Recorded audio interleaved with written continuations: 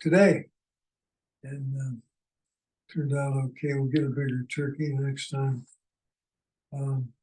It was interesting sitting at the table tonight because there were a lot of interesting, very different conversations. And the area within my sphere of my influence was talking about the problem of all this gender identity. And it was interesting to see the way people reacted to it. Julia had an incident at an office building where her offices were Northwestern Highway, around Metro Detroit, you know where that is. And there were people of the opposite sex using the women's restroom, and you know the story, so I don't have to go into that. But what was interesting was, and what is interesting, we've talked about it in some of our lectures in the past about confused gender identity. And we've talked about what's causing confused gender identity.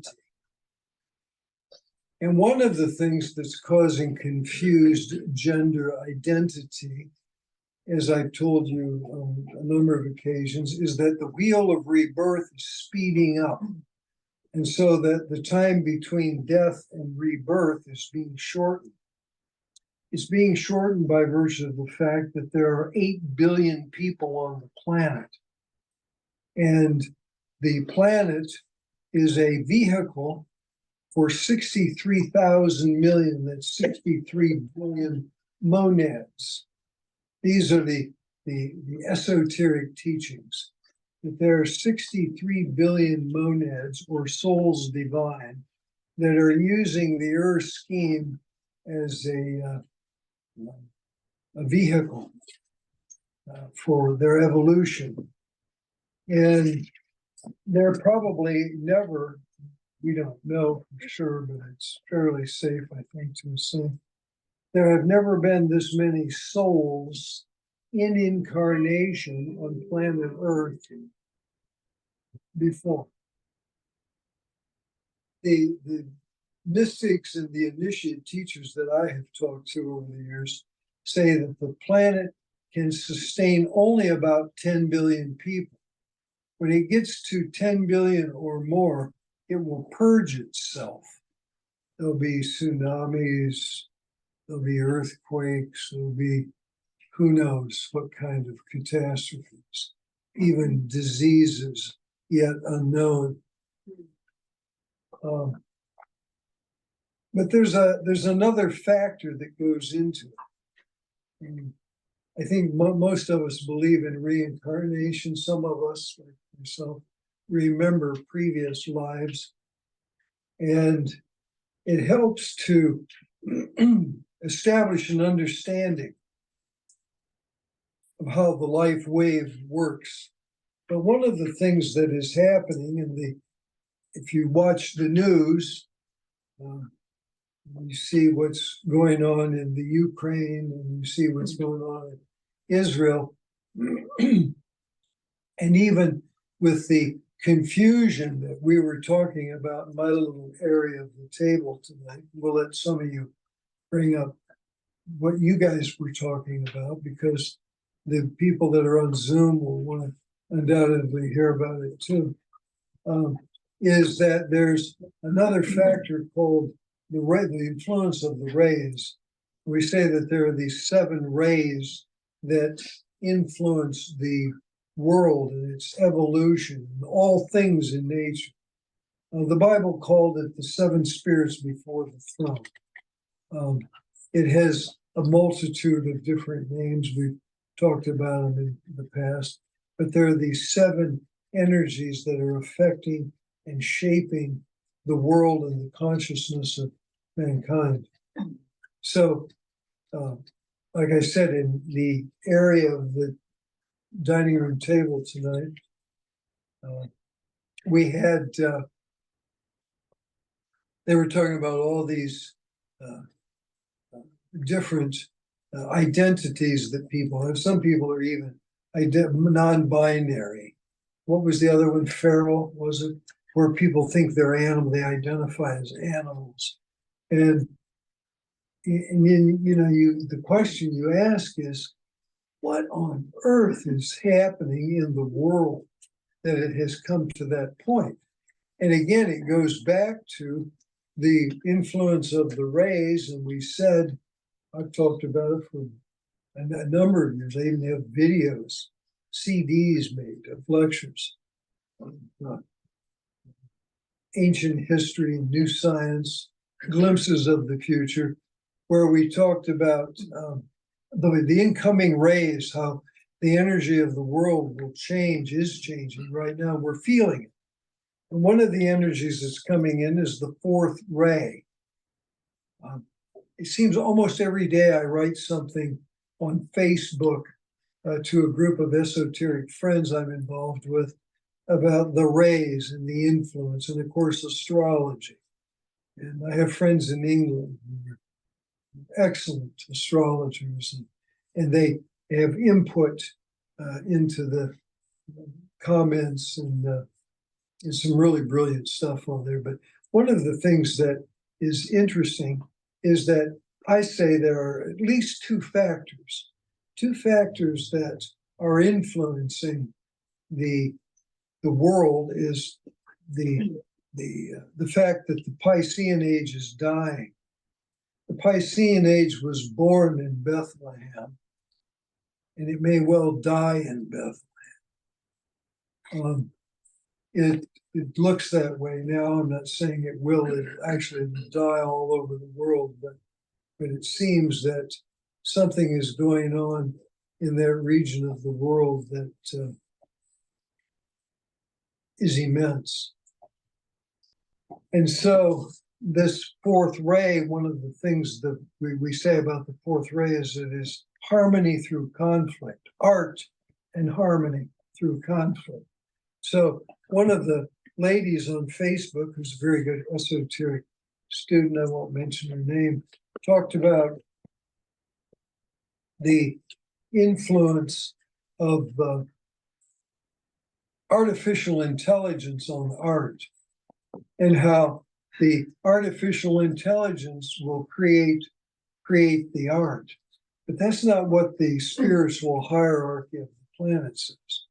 The spiritual hierarchy says that the incoming fourth ray will bring new art forms, and it will bring a new world renaissance that will dwarf the Renaissance of 500 years ago, which will be a glorious thing. And so people are overreacting with this whole idea of artificial intelligence. Indeed, there are dangers involved in it. Nobody disputes that. But there is also tremendous good that can come out of it.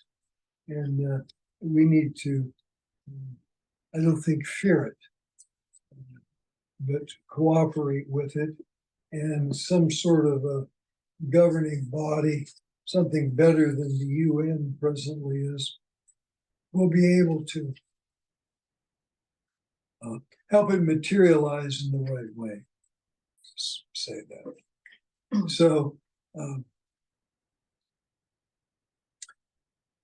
art and harmony through conflict. And I've used the analogy for years, 30 years, maybe more, that if you went back to the time of World War II and you told people that the Germans and the Japanese will one day be amongst our greatest allies, nobody would believe it. But that certainly is true now. And it's 70 years, 75 years since World War II has ended, a little over.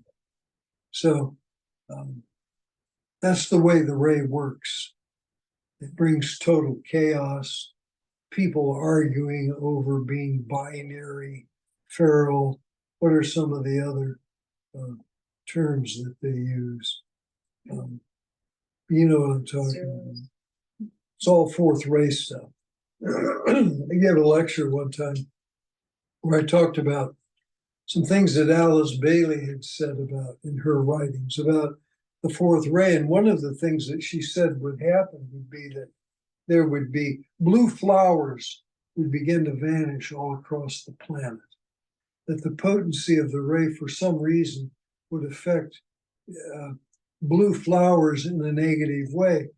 So I was to give this lecture here in Michigan to a fairly large group of people. And I mentioned that just 2 or 3 days before I gave the lecture, I get Scientific American magazine. And there was an article about the disappearance of blue flowers in Scientific American magazine. So it fit a perfect kind of a synchronicity for my lecture. What was interesting, after I gave the lecture, there were 2 ladies, really lovely gals, real smart, bright people, who came up to me and asked me about the disappearance of the blue flowers. And the one lady who's into esoteric healing said that she had planted delphiniums for 20 years. And she noticed that about 2 years ago, they were spindly and very sickly. And she said, now this year, there weren't any. And then the next lady that was sitting right beside her in the front row, where I gave my lecture, said that in the springtime, she goes to Colorado and she rides horses up in the mountains and in the meadows in Colorado. And she said she'd noticed for the last several years that there weren't any blue flowers where once there were blue flowers in the meadows, in Rocky Mountain meadows. And she was wondering why that was. She thanked me for answering her question. Both women had wondered about that and had thanked me after the lecture for explaining the disappearance of blue flowers. Certainly, they're not all gone. There are blue flowers in the world. I'm not arguing that. But eventually, there won't be any.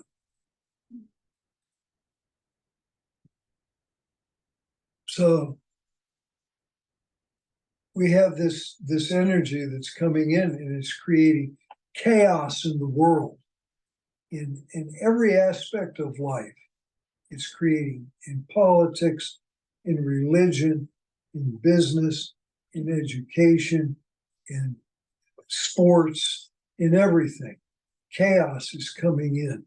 Men wanting to be women, swimming and competing against women. So we're in a phase between the death of the Piscean age and the birthing of the age of Aquarius. And this age of Aquarius, we're told, beginning around 2025, I have to clarify something. People always ask, people don't read a lot, they always ask, when does the Aquarian age begin? Is there an actual date when the age of Aquarius ends?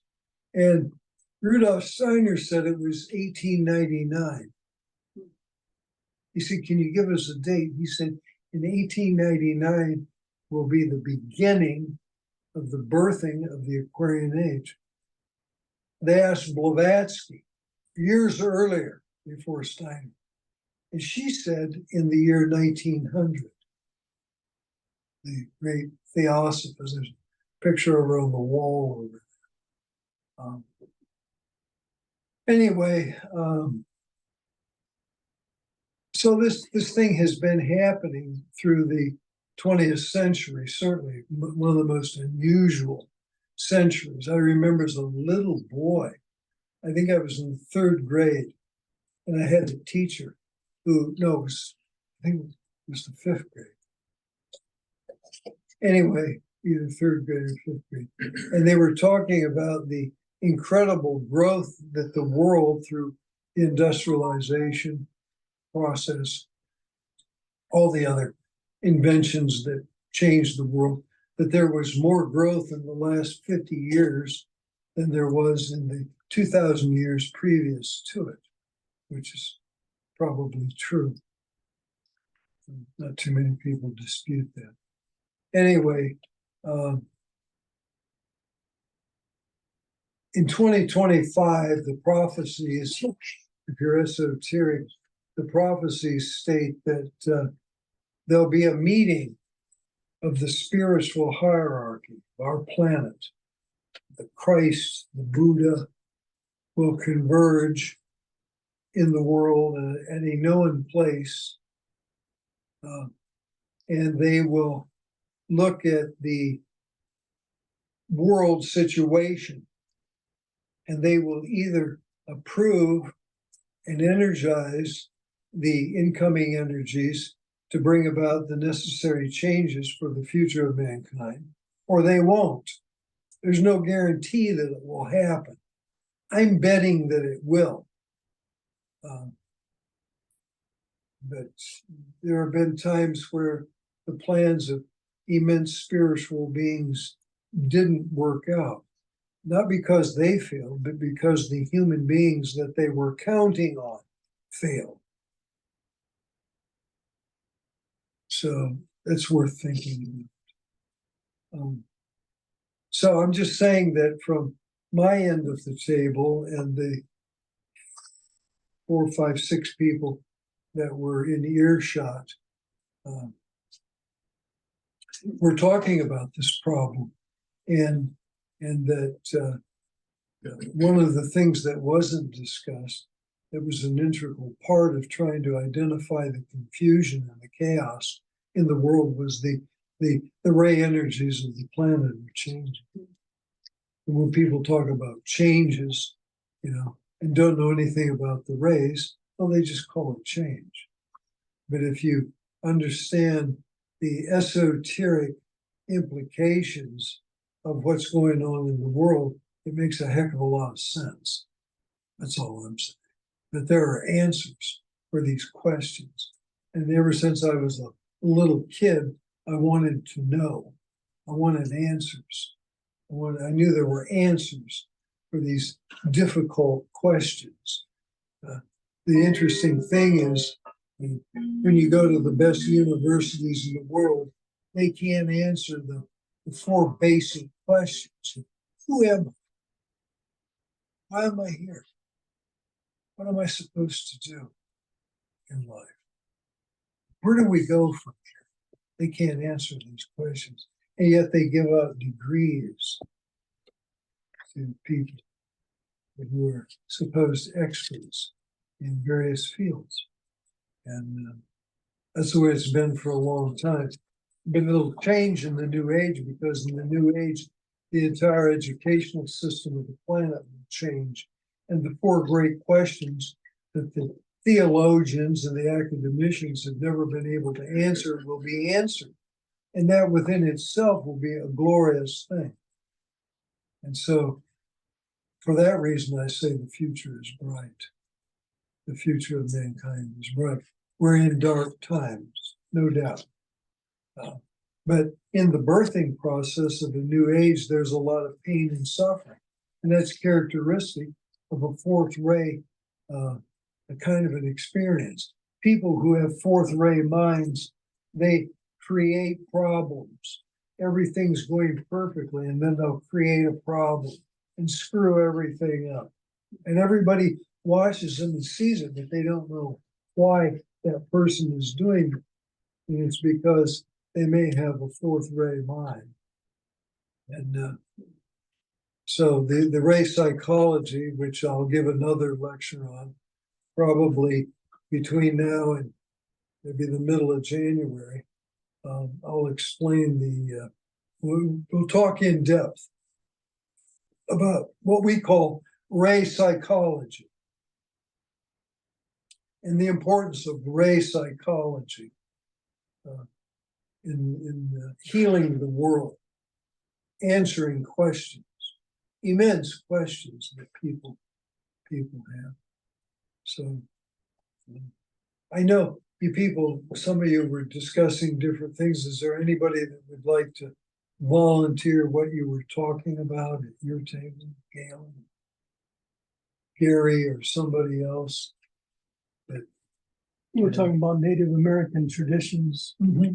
and we have a little meeting. We've been meeting on Thursdays at Pauline's house. Right, yeah, that's right. And anyways, we were just discussing different ways of looking at the medicine wheel, from the pipe ceremony to drumming to praying, you know. And that's pretty much what it was about. Yeah, good. And we were thinking of letting each person in the circle lead the circle. Mhm. And those are, I don't know what's going to happen, but we're kind of experimenting with the whole Yeah, process. good. Yeah, that's great. Yeah, beautiful. Anybody else? Yeah. Oh, at our table, we were discussing the number 108, Mhm. which we had discussed that last Monday morning for coffee, and Nick was there. And I had read something about 108 and discussed it with Nick.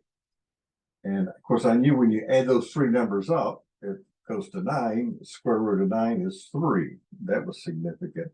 But he says there's other things with 108.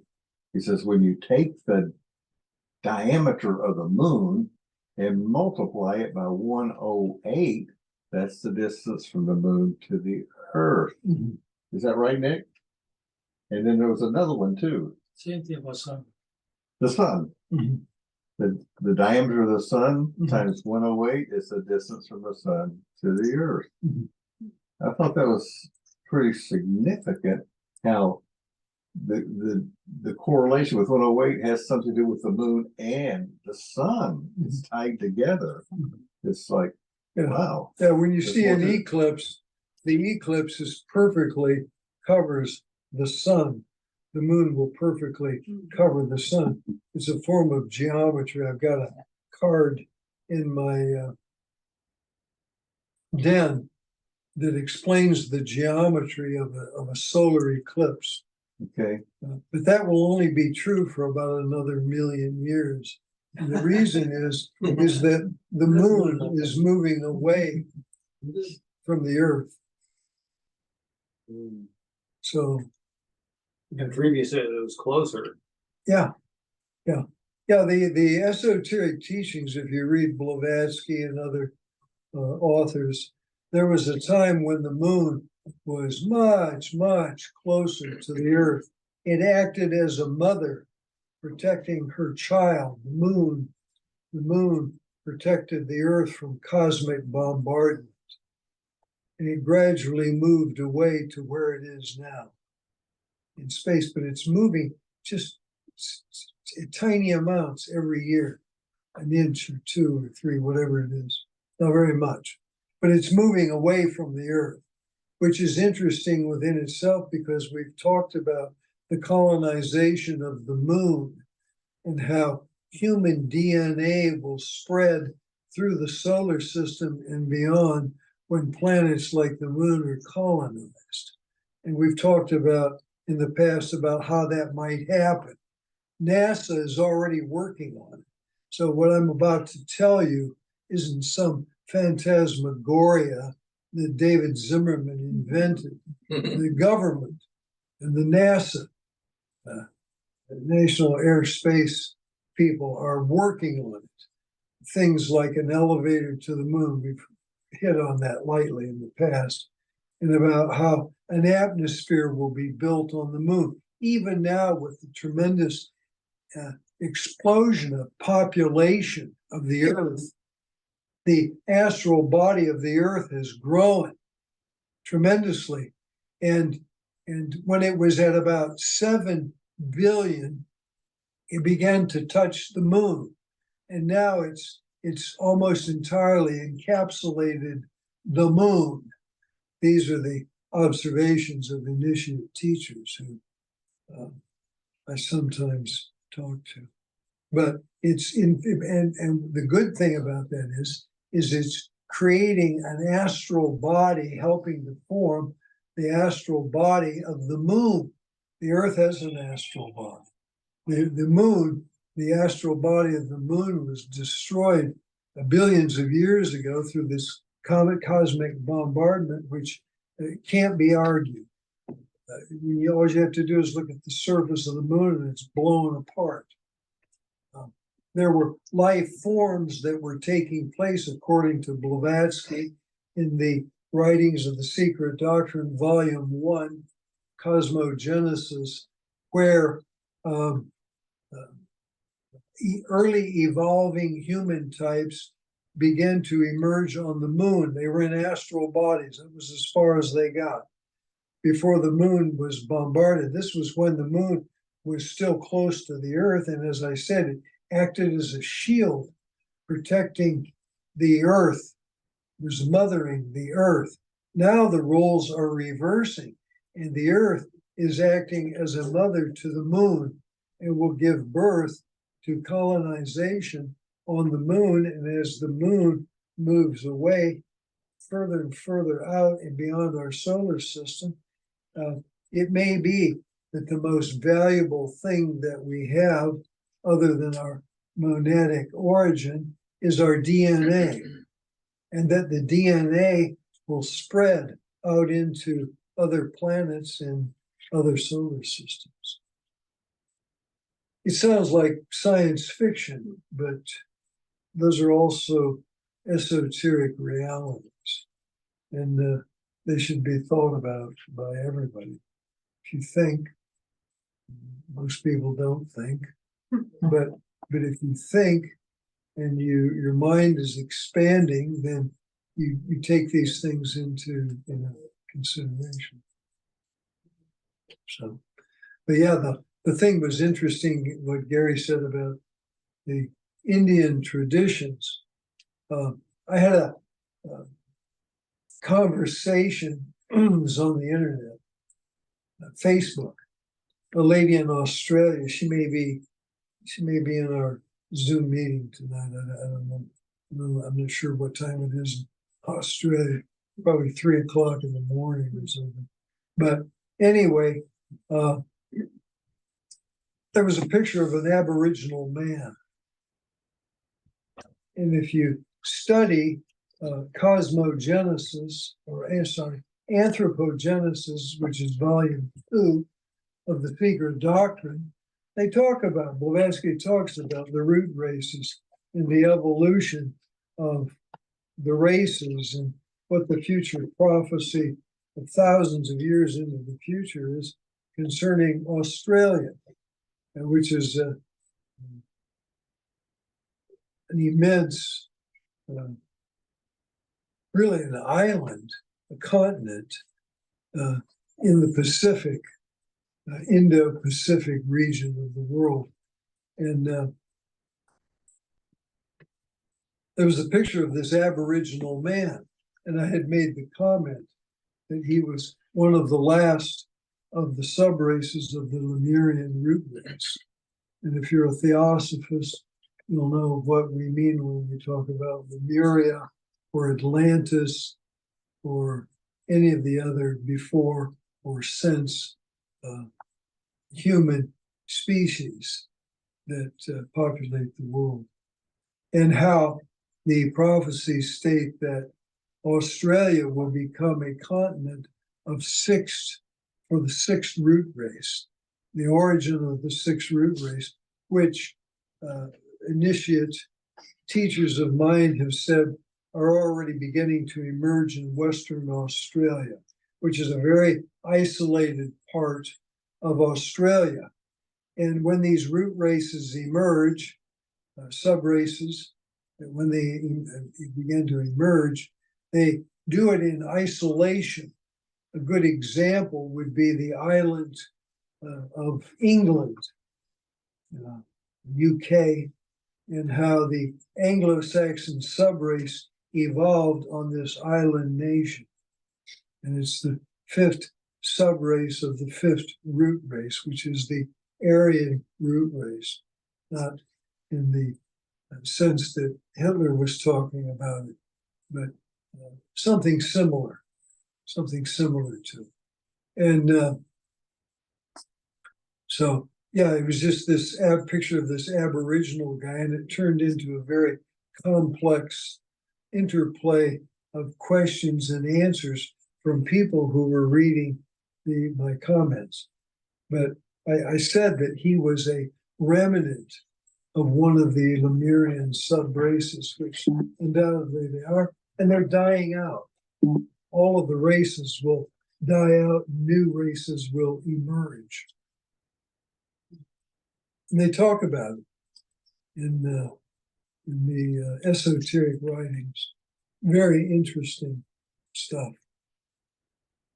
One of the things that I thought of that I could share with our people that were in the little area of this long dining room table that we use here at my house is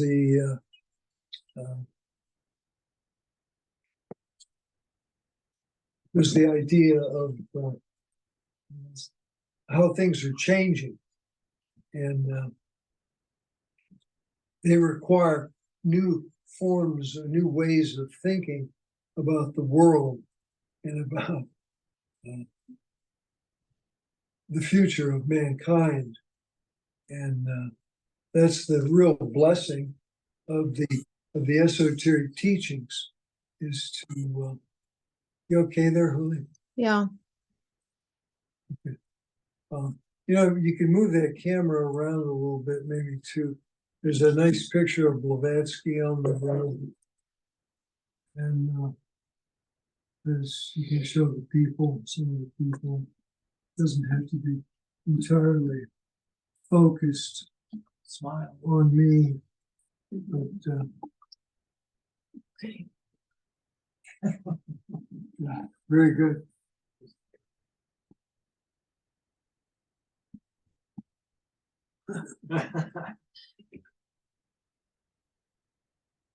Okay, of course.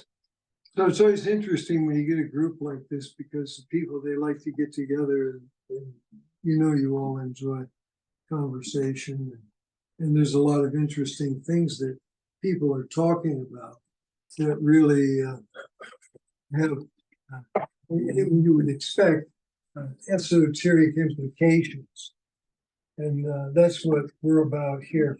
We're about the esoteric side of things, and I always tell people, because there's so much chaos and confusion in the world, even surrounding the teachings, that you need to stick to the classic teachings.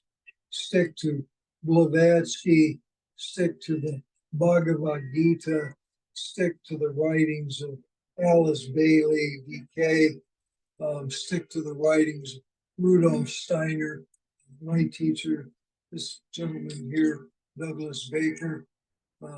Very, very knowledgeable people, and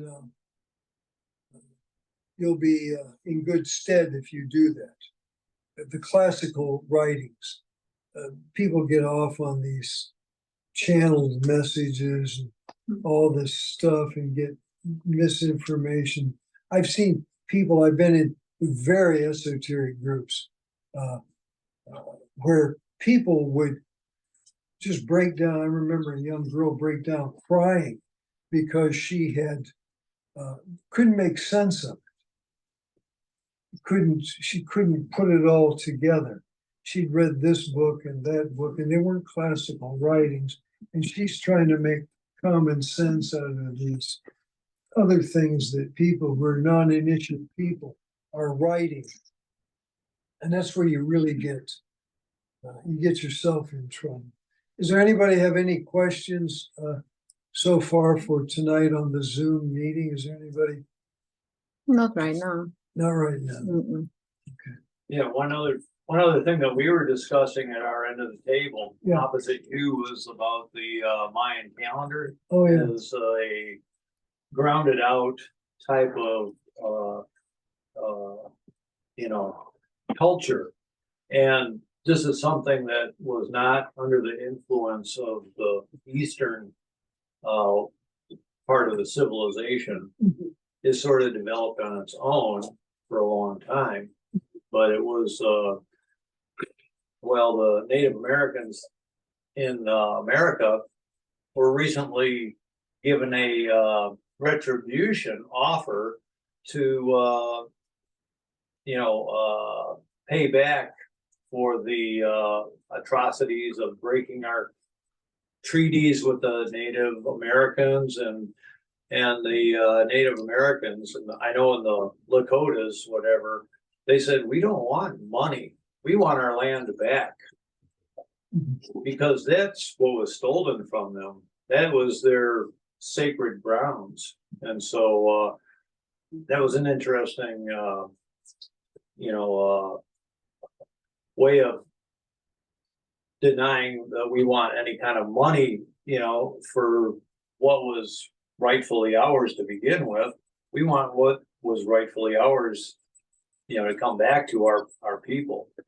So, they are a very deep and they've gone through so much persecution, with their lives and stuff. But, in that the Mayan calendar understanding is it's a reciprocal, and it only goes for 260 days, and the same energies are roving around in that time period. But it's like a spiral, and that's where you come to a higher consciousness.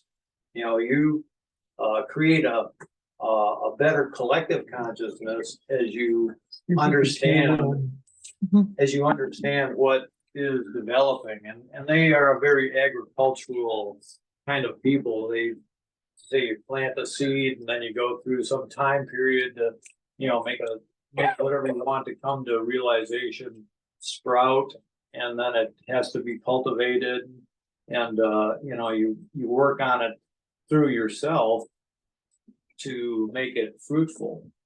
And that's a higher consciousness. So, and then you'll go through another cyclical period to come to that conclusion.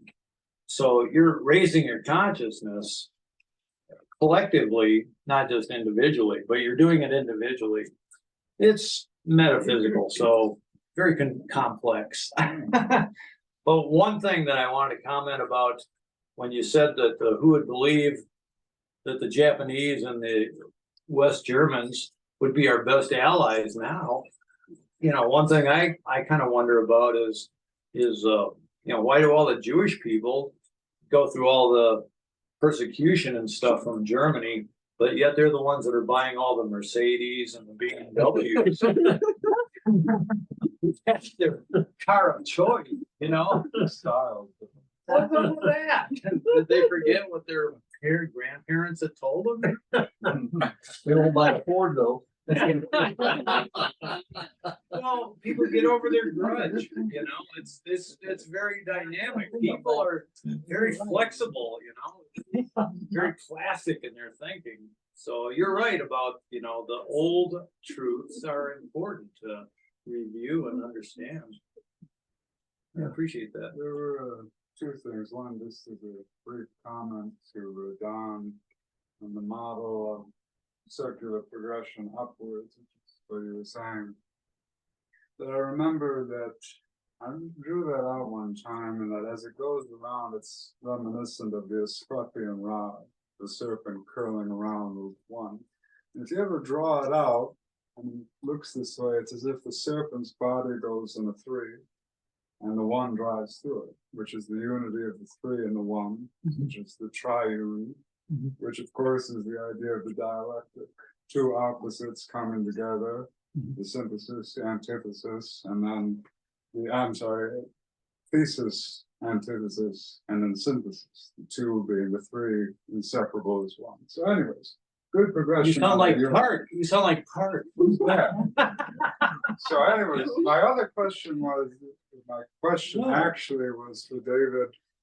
We talked about the anthropogenesis today, and I've hinted my interest to you a couple of times. I hope you could answer a little more fully. The Steiner had always thought, at that time of great tumult, that it was the dawn of the Slavic age, when the Slavs would begin their cultural domain, not political, but that culturally, spiritually, they would begin producing new and great art forms. But you have said that you don't find that to be the case, that won't come to be. What purpose will the Slavs serve? What purpose will they serve? Or what do you think, or when, and what function, what role? Because I think you've sort of said that you don't buy that they will be the next dominant cultural place. No, they're a part of the fourth subrace, which was really the Teutonic subrace, another part of the Anglo-Saxon subrace. They're Teutonic, primarily Teutonic people. The Slavs are Teutonic? Yeah. The Teutonic is the Germanic, stretching from Germany to the Anglo-Saxons themselves. But There's seven tribes for each of the seven subraces. So they're a tribe of the Teutonic race. of the Teutonic race. Yeah, a tribe. Mhm. Yeah. And they're kind of in that part of the world, you know, I mean, they're in Europe. But they're an Asiatic people, Yeah, more so than there was, well, when Attila the Hun invaded, yeah, they became, I had a Hungarian boss I worked for, and he looked like a Chinaman. The only thing is that the Hungarians aren't Slavs, they're Finns more than anything. Yeah. The Slavs were under the Mongols, correct? Right, the Mongols, yeah, they interbred with those people, and it's Correct. obvious physical characteristics are there. But yeah, we need a map. I'll have to get a chart that shows the root races and it shows the sub races and it will show the tribes. Yeah. Because this is a huge subject. Yes. It's an immense subject that needs to be discussed. And things need to be clarified like what you're talking about. You're not gonna get that on, We'll do that. And the same is true of the Incas and the Aztecs and all of the Indian tribes who are remnants of the fourth root race. They're sub-races of the fourth root race, which is the Atlantean root race. And the Egyptians were a part of that too, the early Egyptians who were really Atlanteans. It's complex stuff. But it's explained in the right Blavatsky and Leadbeater especially. Baker. Tracy, Can I kind of change the subject? It's Yeah. like you something, put the camera on Tracy. Yes.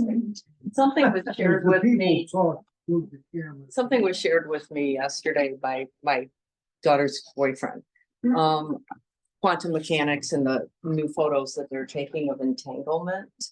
I don't know if you can all see this. It's an image of two particles entangled. And I just thought that was cool and I wanted to share it with you guys. Yeah, cool.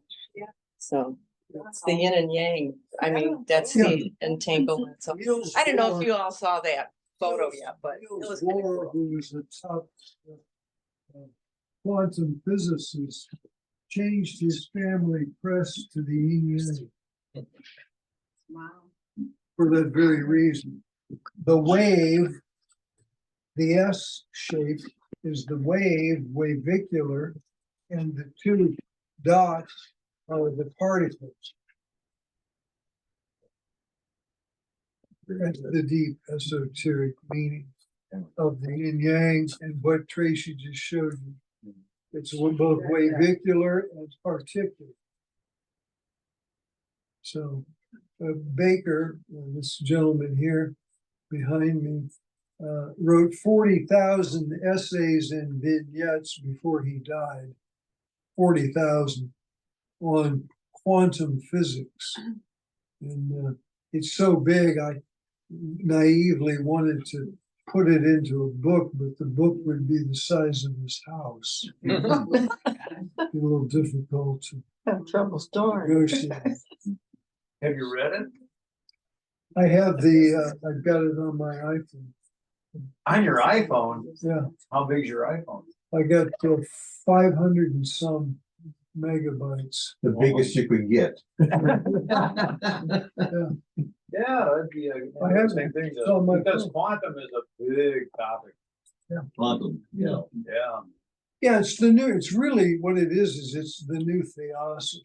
If you were to take theosophy of Blavatsky and move it to the next higher level, it would be quantum physics. Yeah. What's interesting is that double slit experiment, Yeah, you know, Right. it's got a consciousness that when you look at it, it does something different. yeah, it's Oh, the yeah. energy from your eyes that Yeah. change. Okay. That's what it Yeah. is. That was the problem that Leadbeater and Annie Besant had when they were drawing the structure of the elements, the atomic structure of the elements. They said that the problem they had was holding it stable so they could see what it really looked like. And then he drew these pictures, and of course, he was crucified by the world and theosophy in particular. And then 2 or 3 years after Leadbeater died, the Germans invented the electron microscope and proved that Leadbeater's and Annie Besant's observations were correct.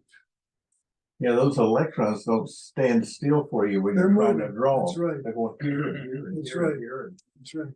you know. Yeah, it's, his book on occult chemistry is extraordinary. And to think that he put all that out there and then they crucified him. But that's He was ahead of his time. it's the fourth initiation is the crucifixion. Jesus being crucified. How many really great and wonderful people have you read about or known in your life that were crucified, and in the end they were right? They were absolutely right. World's full of it. And, Yeah. it's part of the life process. But yeah, good stuff. Well, in New Age, are they still gonna crucify people? Yeah. Yeah. Oh. I'm not gonna. Still gonna be fourth initiation. The initiation process won't stop. I told you before, if you looked at the story of the life of Jesus, it's in 5 different phases. There's the birth, the baptism, the transfiguration, the crucifixion, and the resurrection, being raised from the dead. After you're dead. Baker, when he was 20 years old, had a Lazarus experience in the crypt of the Oviedo Cathedral in northern Italy, where he died. And he was in a completely black crypt with mortally wounded and other wounded people who were still alive. And he said he had bled out. We used to call it in Vietnam, they bleed out. You couldn't stop bleeding. The guy would die. Loss of blood. And Baker said that 2 beings in bodies of light, one at his head and one at his feet, shot a bolt of white light through him. And he said it lasted for 1 or 2 minutes. And then he said it stopped, and the door to the crypt opened and a beam of light shot in, and the guy yelled out, "All walking wounded, get on the plane to Naples." And he said he stood up, sat up on an army cuff. Bandages were dragging on the ground. And he walked to the plane and got on and flew to Naples, where they gave him 16 pints of blood. And he lived. And he's in the medical records of the British military as being one of the most mortally wounded, horribly wounded, to have ever survived, is Douglas Baker. And I told somebody here one time that he had a hole in his back where the shrapnel came through his chest. He only had 1/3 of a lung. And he told me one time, he said, oh, with only 1/3 of a lung, he said, I can produce a million and maintain 1,000,000 times more prana than you can. And he only had a third of the lung. So the shrapnel came through his chest and blew out his back. And I could take my fist and stick it in the cavity of his back. And he lived. They told him when the war ended, they said, you'll be lucky if you live to be 30 years old. And he was like 88 or almost 89 when he died. He planned on living to 100. I wish he would have. But It's a good thing he didn't listen to them. Yeah, what a doctor. They like to scare you. Yeah. And to see your reaction. Oh, yeah. Scare you into life. But that's one of the experiences, the Lazarus experience. Hmm. Some people maintain control over their bodies to such a degree that they can determine the time of their own death. Read Yogananda, Paramahansa Yogananda, and what Yogananda did in his life. You know, they can will themselves to die.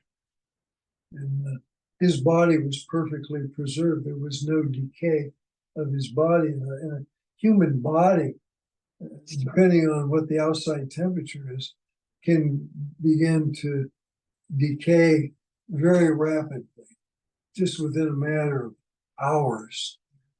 And I've seen it. I know. So yeah, that's those are important things to remember. And then that's what somebody had asked about Dwal Kul DK, the Tibetan who telepathically communicated the writings to Alice Bailey. And we've got pictures here in the house somewhere, DK, painted by an English mystic, Annie Gowland, who was well known in certain circles and was a devotee and a student of DK. And she painted these 5 little portraits of DK from memory. And DK isn't in that physical body. He was in it for 163 years. He was actually born in the year 1800. And then in 1963, he vacated that Tibetan body and took over the body of a Middle Eastern boy named Ahmed, who was 15 years old in 1963. So he'd be like our age, you know. He'd be in his 70s now. Is Ahmed still around? Yeah. And he's in the Middle East. And it's interesting that DK would reincarnate, come back into a Middle Eastern body in 1963. Make sure you're comfortable. And because of all the turmoil in the Middle East, but the thing that's significant about the Middle East is that it's where the East and the West meet. It's in about that region there, Lebanon, Syria, Israel, those parts of the world where the East and the West meet. I used to think of one of the rules of the esoteric rules of white magic was the point where land, air, and water meet. And so you immediately think of the ocean and the land. And I can remember flying over the Kalahari Desert where it was just the ocean and the desert. There's nothing there other than that. It was just the two met dramatically different. It was the Atlantic Ocean and the Kalahari Desert meeting. And but the real deep esoteric secret in the writings of Wal Kul and is amanuensis, Alice Bailey, is that where air, land, and water meet is on the surface of the lungs. That's where air, land, and water meet. The minerals of the body, the air that you breathe, and the moisture of the lungs. And what is the magic? And the magic is maintaining prana, keeping the prana, holding pranic energy. And if you've got pranic energy, you can begin to do interesting things. You can materialize objects, and you can heal. And you can do those sorts of things that many of us are interested in. We got about 5 minutes. Julia, is there anybody with any questions on No, Zoom? Nobody. Is there anybody tuned in tonight? Last lecture, we didn't have anybody on Zoom, and I was surprised. I don't know what the reason was for that. Well, I just have a question. Doreen has a question. You can put the camera About- on. okay. So it was a Buddhist monk? Is that what it Yeah, was? Tibetan monk, yeah, A Buddhist. Tibetan monk, okay. And so was it reported that he actually did live 165 years or 63? Yeah, it's known, it's known. Wow, that's amazing. Yeah. And then he took over the body of a 15-year-old boy. Middle Eastern boy, the body was prepared for him. That's what I was And gonna part of say, the yeah. reason is they didn't want to have to suffer through puberty and things like that. See, it's a Get waste over of it. time Yeah, for a 5th or 6th degree initiate being. so So the- you have a body that's prepared for you, and you take it over. You move just out of puberty, you know. We all know how miserable that can be. right. And then you're you're ready to go into the world. So, what happens to the boy's soul though? Just curious about that. He receives a karmic reward for having surrendered. Okay. You know, if you read the study of Lop saying Rampa, the Yeah. opening of the third eye, I love- see, it's a true story. Yeah. And it's a story of one of DK's lives. Lop saying Rampa was an earlier life. DK had a series of Oriental lives. One of them was Patanjali. One of them was Lop saying Rampa. These are documented people, you know. But he had a number of Oriental bodies and incarnations. But only initiate beings, you know, like him could do that sort of interesting stuff. Yeah. Amazing. So does that, incarnation now, does he write in English or speak in English or give any kind of profound? Not yet. Not yet. Yeah. Not that I know of, and not that anybody I know Okay. of, and even some initiate friends or teachers of mine wouldn't comment on it. Okay. But that it's known in esoteric circles and the initiates. Mhm. I'm not talking about the average Joe Blow, but initiate beings. That yeah, he's in the body, he took over this body of a 15-year-old Middle Eastern. The body had been prepared. Whatever that. Okay. So I guess that's it. There's nobody on Zoom that wants to ask a question. We'll call it an evening, mhm. and we'll be back in about 2 weeks.